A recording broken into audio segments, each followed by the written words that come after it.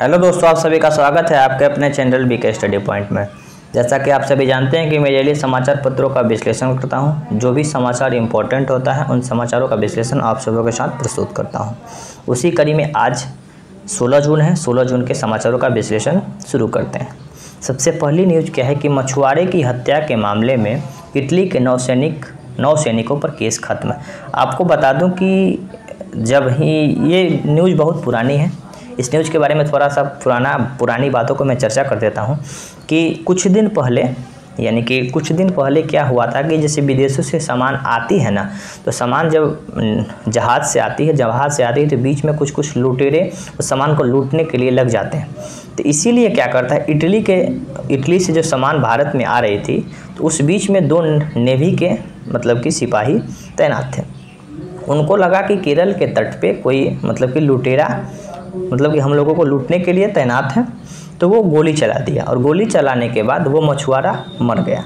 तो मरने के बाद पूरी तरह से सरकार केस हुआ और केस करने के बाद सुप्रीम कोर्ट ये फैसला दिया। आइए उसको पूरी तरह से हम लोग समझ लेते हैं। सुप्रीम कोर्ट ने मंगलवार को केरल के मछुआरों की इटली की मरीन द्वारा हत्या के मामले में फैसला सुनाया।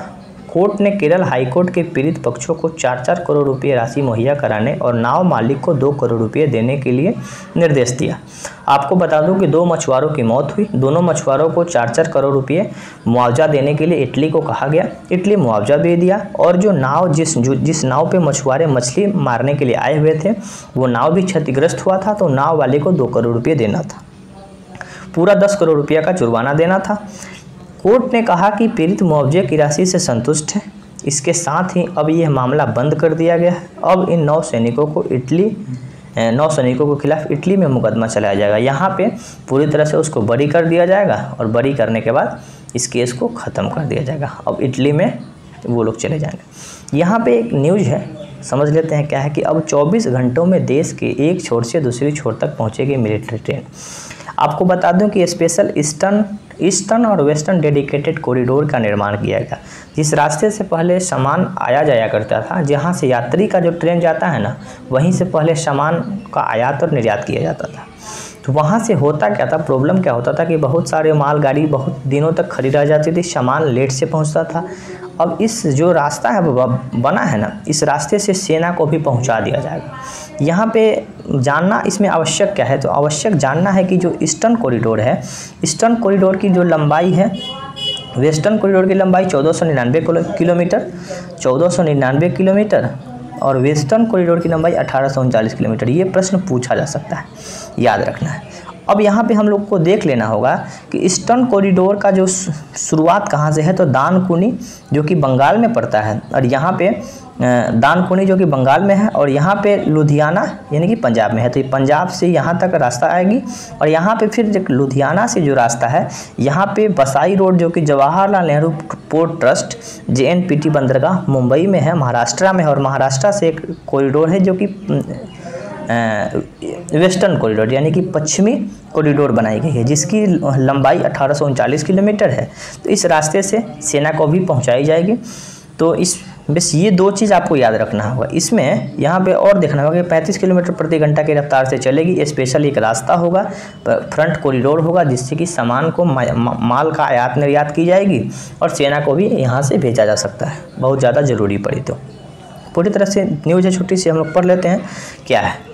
युद्ध जैसी चुनौती के समय वक्त पर पहुंचना सबसे बड़ी चुनौती आ जाती है, लेकिन इस मुश्किल को कम करने के लिए भारतीय railway dedicated front corridor DFC को आसान बना दिया। भारतीय सेना ने रेलवे द्वारा विकसित डेडिकेटेड फ्रंट कॉरिडोर पर मंगलवार को सफल ट्रायल का अंजाम दिया। ट्रायल के लिए सेना के सैन्य वाहनों, उपकरण और बाहरी मिलिट्री ट्रेनों की पहली बार हरियाणा के न्यू रेवाड़ी से राजस्थान के न्यू फुलेरा तक चलाया गया और DFC की प्रभावशीलता को प्रमाणित किया।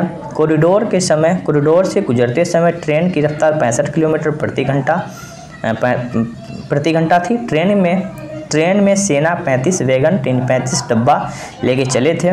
सामान्य ट्रैक पर यह लोडेड मिलिट्री ट्रेन 10 से 15 किलोमीटर प्रति घंटे की रफ्तार से चलती है।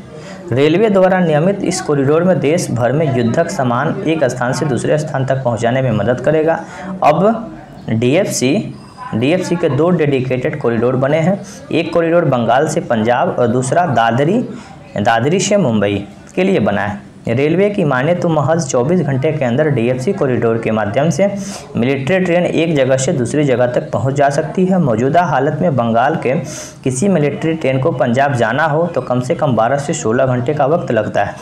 सेना द्वारा किए गए ट्रायल पूरे देश के हिसाब से किया जा रहा है। जानिए, मंत्रालय और विभागों के बेहतर तालमेल और संसाधन के पूर्ण इस्तेमाल को बढ़ावा देना होगा। तो ये छोटी सी न्यूज़ थी जिसका चर्चा मैंने किया। तो मुझे विश्वास है कि छोटी छोटी वीडियो आपके लिए इंपॉर्टेंट होगी, आपके लिए महत्वपूर्ण होगी, आपको अच्छा लग रहा होगा तो कमेंट करें, लाइक करें, चैनल को सब्सक्राइब करें, नहीं किए हैं दोस्तों के साथ शेयर करें। तब तक मिलते हैं फिर अगली वीडियो में। धन्यवाद।